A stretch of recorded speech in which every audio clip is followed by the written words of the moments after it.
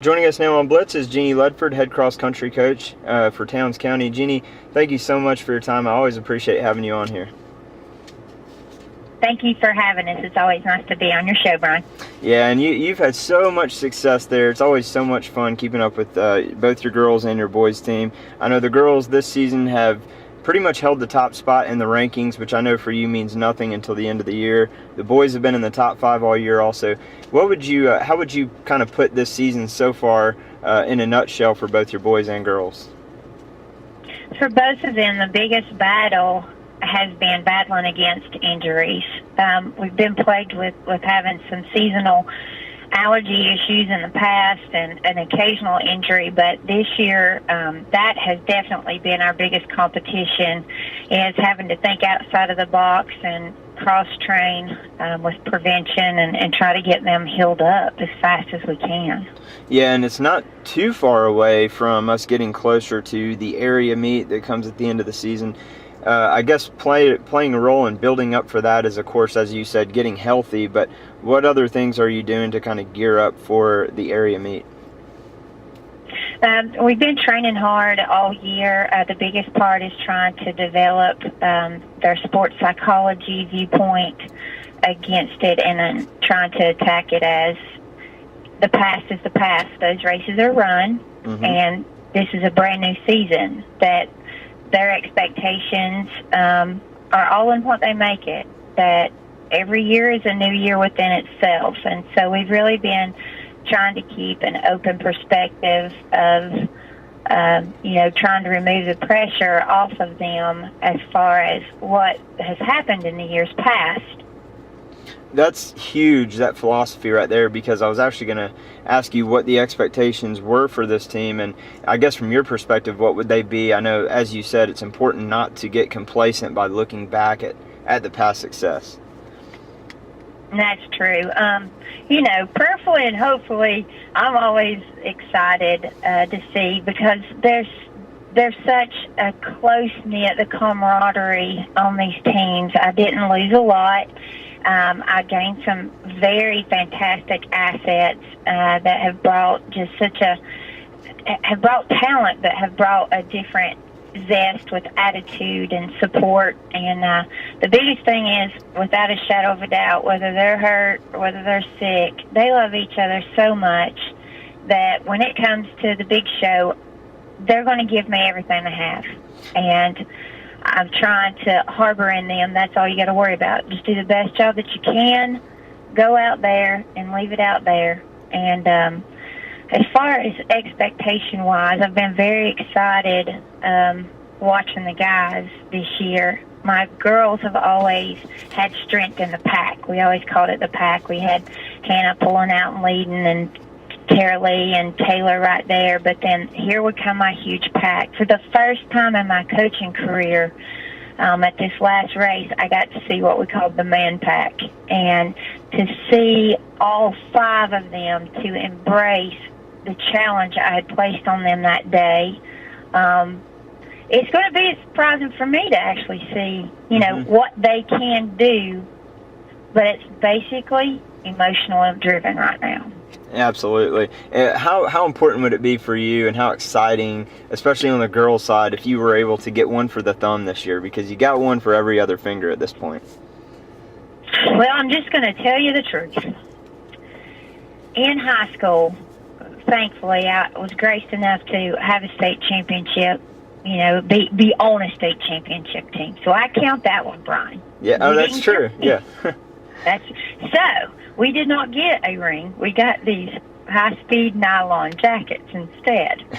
So my personal goal, actually, that I'm too superstitious to speak of, so I'm going to go out there and say it. I have always, in my gut, I wanted 6. I mean, now it's come to a fruition that I've stared at these trophies long enough to actually believe that my kids have done it.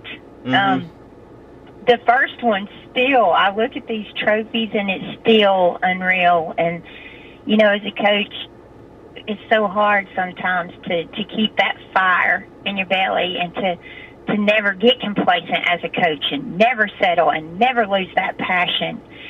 And I always said to myself, the day that I can look at these trophies and they still don't seem unreal is when I need to walk away from this profession. And every day I'm awestruck of going by them and saying, well, they really did that.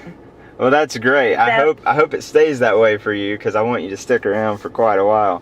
This is going to be drawn up to be really exciting, especially for the girls' side, because at the moment, the current rankings as they sit in 1A public schools has Towns County at 1 and Commerce at 2, so that's already a little bit of a rivalry there. But talk about how much better has Tyler Grimsley gotten. He's a senior now, and Hannah Whitehead as a junior, kind of lead both of your teams there.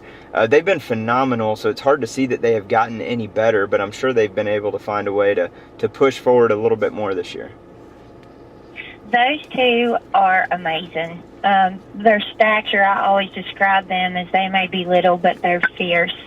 And unfortunately, they are fighting a fierce battle right now. Hannah came into the season with severe shin splints, and Tyler just this week has got a out of control upper respiratory virus. So as far as their output in the season, they are those kids that every coach hopes for. They've got such fire and determination and positive leadership within themselves that, you know, whether it's illness or injury, I know that they're going to be pushing themselves as best as they can. We have, you know, had the grace of being in races with Commerce. Commerce will have great respect for them, and they're hungry too. And I'm just excited that here's our tiny little area up here, and you know that this tiny little area is the ones that actually go and we do battle at state. But as far as Tyler and Hannah, I will have to admit there has been a change in command in amongst their finishing. That's a delight at times, is being able to have teammates to exceed who traditionally is that team leader. But even though they may be coming in first for their team, as far as all those other components that goes in with leadership, you know, by far Hannah and Tyler are still, they're leading their team as far as that camaraderie and that positive notion of what we've got to be up against. So every race is exciting because I don't know who's going to be leading the men's team, and I don't know who's going to be leading the girls' team. But I know that whichever one does take the lead, they're taking that lead, carrying that for their family. You know, whether that child's sick or that child's hurt, they're pushing themselves for their family members, and that's my biggest concern, is making sure their hearts and their minds are right, and their feet will follow. And that's a great problem to have, not knowing who's going to be coming in first, or the boys or the girls. I think that bodes well for you. And Jeannie, thank you again so much for your time. Again, I always appreciate having you on here, and always hope nothing but the best for you, and can't wait to see at the end of the year you get another ring and another trophy to add to that case. Oh, we just are going to be praying hard, Rod. Praying hard and training hard. Thank you for having us. Thank you so much.